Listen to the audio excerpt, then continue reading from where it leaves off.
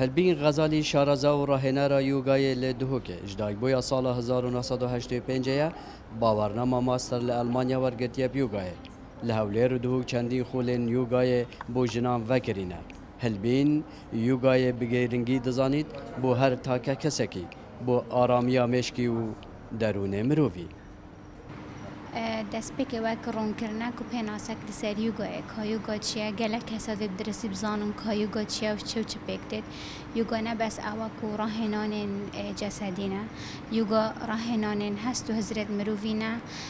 یوگا ڕاهێنانên هەناسا مرۆڤینە یوگا گرێدای ڕەوشتێت مرۆڤیە ڕەوشتێت مرۆڤی باشتر لێت کات سیفەتێت مرۆڤی باشتر لێت کات هەروسا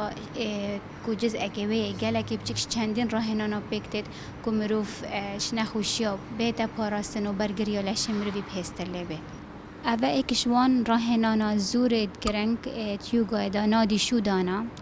ku pêtivî em hemî vê ڕاهێنanê bikin çunku keşmenîne çi cara hest bi hindê nekirbîtin gelek cara mirov gelekê bêhêz û lawaz e ku mirovîşiyanê çi karanînin biket yan mirovî divêtin bes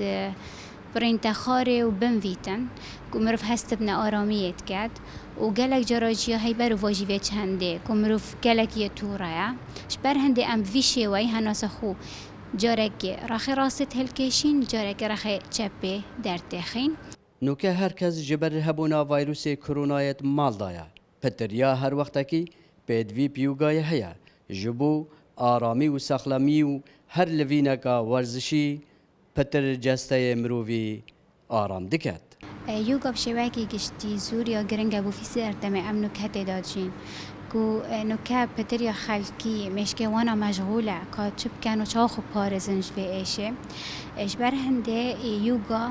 گلک یه هاری کاره کشلان درونی و جیمرف آرام تر لیتد و مرف پتر تشید تعامل بکتد گل همین نخوشیا یک جهول ورزشی انجنان لپارزگاه دهوکه سلام بالایی دگل ودایا راهنر و شارزای یوگای